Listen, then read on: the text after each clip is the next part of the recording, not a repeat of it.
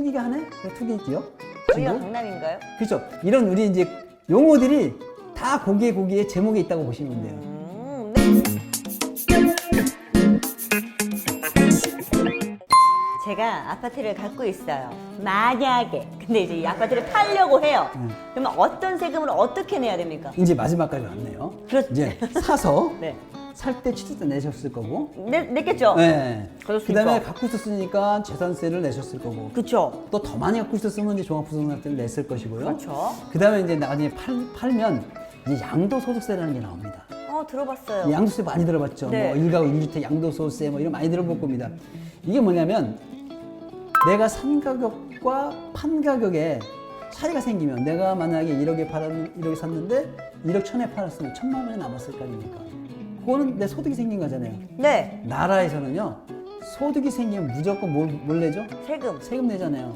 요것도 양도해서 팔아서 소득이 냈다고 생겼으니까 뭐 내야 돼요? 세금 내야죠. 내라는 거. 몇 퍼센트를 내요? 몇 퍼센트 내냐면요, 이게 이제 양수세를 이제 가지고 사람들이 이제 많은 차익이 발생을 하니까 요거를 위해서 투기를 하는 거 아닙니까? 네. 갭 투자도 하고 빨리빨리 사고 팔고 이런 사람들하고 그다음에 많이 갖고 있는 사람들에게는 세율이 중과됩니다. 많이 매기는 거죠. 네. 많이 걷어들이게 되는 거다. 그래서 우리가 정상적인 거는 1가구 1주택이라고 해가지고 한 사람이 내가 살고 싶어서 진짜 거주만 하게 사는 사람들에게까지 팔았다고 해서 가전세금을 물릴 수는 없는 것이고, 네. 그래서 1가구 1주택인 경우에는 세금을 비과세합니다. 면제가 아니고 아예 안 비과세. 내는데 조건이 뭐냐면 9억 이하에 돼요. 9억 이하. 예. 그 다음에 2년 이상은 가지고 있어야 돼요. 2년 이상 갖고 보유세. 있어야 되고. 네. 네. 그 다음에 조정지역 내에서는 또 2년 이상 거기 거주를 했어야 돼요. 네네. 네. 그러면은 그런 조건이 된다 그러면은 세금을 아예 내지 않습니다. 그러니까 이 사람은 그잖아요. 그래야지 집도 넓혀가고 이럴 수 있는 거잖아요. 그죠? 네, 생활 따라서. 그러나 그런 목적이 아니고 1년 내에 판다든가 만약에 내가 사가지고 1년 내에 팔았다. 그러면 그 세율을 아주 많이 매깁니다. 시세차익만 보고 파는 거니까. 그렇죠. 70%까지. 어. 2년만 가지고 있다 팔았다. 60% 냅니다. 근데 내가 또 아까 말했듯이 조정 대상 지역에 규제 지역에서 네. 두 채를 가지고 있었다. 네.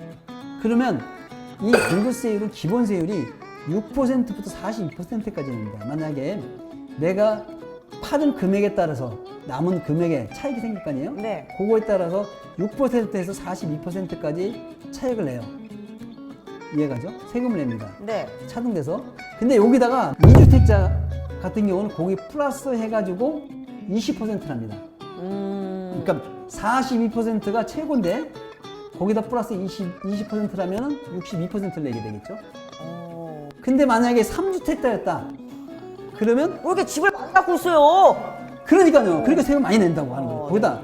그러면 30% 추가시켜. 예. 추가. 네. 그러면 최고로 42 더하기 30 하면 2. 72. 예. 최고 72%까지 양도세율이 부과가 됩니다. 그렇게 해도 솔직히 남는 건 남잖아요. 남긴 남잖아요. 이제 거의 안 남는다고 봐야죠. 1억짜리 집이 500만 원밖에 안 올랐어요. 네. 근데 아까 투자하는 사람들 같은 경우에 아까 8%에서 10%까지 낸다고 그랬잖아요. 1억짜리면 1,200만 원 내야 되고. 네네. 그죠?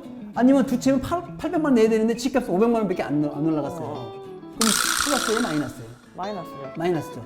투자한 사람이 어떻게 돼요? 투자가 안 되는 거죠. 네. 집값은 올라갔지만 결국은 손해가 발생할 수도 있는 거죠. 그러니까 사요, 안 사요? 안 사죠. 안 사죠. 그래서 투기를 막겠다 이런 거죠. 높은 세율을 매겨서. 주택담보대출이랑 전세자금대출이랑 좀 규제가 좀 바뀐 것 같던데요. 네. 어떻게 바뀌었나요? 우리가 대출을 받는다는 자체는 돈이 이제 없으니까 그걸 이용해서 그렇죠. 대출을 받는. 뭐 전세를 간다든가 월세 사는 사람이 전세 갈 수가 있는 부분이 네. 대출을 받아서 그 이자를 내고 월세가 비싸니까 그 이자 대신 월세를 주는 대신에 차라리 대출이 싼 대출 이자를 주고 네. 절감하는 효과가 발생을 하잖아요. 그렇게 봤어요, 저도. 그렇죠. 네. 예. 그래서 전세자금 대출 받는 거잖아요. 네. 아파트 마치 매입을 할 때도 마찬가지로 돈이 부족하니까 전 금액 중에 일부분을 주택담보대출을 받아서 주택담보대출. 대출을 받아서 이제 매입을 하게 되는 거죠. 그러다 보니까 이 사람들이 이제 그 대출을 가지고 집을 사면서 차량만 가지고 집을 사면서 이제 여러 채를 구입할 수가 있게 된 거죠. 아, 그래서 그거는 이제 규제를 하게 된 겁니다. 그래서 이제 조정 대상 구역이라든가 이런 경우에는 2주택자 같은 경우는 대출이 이제 담보대출을 받을 수가 없죠. 그리고 또한 9억 이상이 될 경우에 LTV라고 있어요. 그 가격에 대한 담보대출 비율인데 10억짜리에 대한 거기에 대한 담보대출 비율을 9억 이하일 경우에는 50%, 네. 그 다음에 9억 초과분에 대해서는 30%를 정도까지만 대출이 가능하고요. 투기과열지구나 투기지구 이런 경우에는 9억 이하분에 대해서는 40%, 9억 초과분에 대해서는 20%만 합니다. 그리고 15억 초과되는 부분에 대해서는 대출을 하지 않아요. 10억짜리 아파트 같은 경우는 대출이 그렇죠. 네. 그리고 또 전세금 대출을 받은 부분이 그걸 받아가지고 이제 집을 사야 가잖아요. 네. 그럴 경우에 3억짜리 이상 집을 사서 간다 그러면은 이 전세금 대출을 즉시 회수합니다. 이해가시죠? 네. 그 주택담보대출을 받아서 네. 제가 만약에 아파트를 샀어요. 네. 근데 입주를 바로 해야 돼요? 대책으로 보면 네. 갭 투자를 방지하고 실소유자를 이제 대출을 해주기 위해서 그 요건을 강화했습니다. 그래서 규제지역에 이런 거 상관없이 6개월 내에 전입을 해야 됩니다. 6개월 내에. 네, 아파트에 입주를 해야 됩니다. 이제 7월 10일 이후 네, 7월 10일이요. 네, 전세자금 대출을 받아가지고 전세 들어갔다가 아파트를 사잖아요. 네. 그러게 되면 전세자금 대출은 회수가 됩니다. 그러니까 내가 샀으니까 전세자금 대출은 이제 회수가 되겠죠. 그렇죠. 근데 이것은 투기지역 내에서 3억짜리 이상 되는 것 샀을 경우에는 전세자금을 즉시 회수하게 됩니다. 네. 왜 그러냐면 실수요자 요건이 강화됐기 때문에 그렇습니다. 실소유자 그러니까 요건이. 갭 투자라든가 이런 것들을 방지하기 위해서 그게 이번 7월 10일 날 이후에 그죠 대책들이 발생이 됩니다. 이게 지금까지 이제 교수님이 말씀하신 것 중에 규제지역 뭐 이런 거 말씀하셨잖아요. 뭐예요 그게? 화가 납니다. 화가. 발음하기도 힘들어요. 그죠? 규제지역. 예. 그거 하려면 일단 공장장부터 시작을 해서 뭘 좀 이제 해야 됩니다. 예. 요번에 나오는 것 중에 관련돼 있는 이 규제지역은 네. 조정 대상 지역, 그 다음에 투기 과열 지구, 토지 과열지구. 예. 그 다음에 투기 지구, 투기지구. 그 다음에 토지거래 허가구역. 네. 여기에 이제 관련돼 있습니다. 다 뭐예요? 그러니까 쉽게 얘기하면 규제잖아요. 어쨌든 간에. 그쵸. 그러면 되게 이렇게. 예, 개수를 규제한다든가 아까처럼 지대담보를 규제를 한다든가 아니면 분양권 전매를 제한한다든가 네. 아니면 청약 1순위를 뭐 좀 제한한다든가 양도소득세, 취득세 뭐 이렇게 지금 계속 뭐 지역마다 그죠? 더 강화시켰잖아요. 네. 이런 걸 강화시켜서 규제하기 위해서 그 지역마다 특색 있게 하는 겁니다.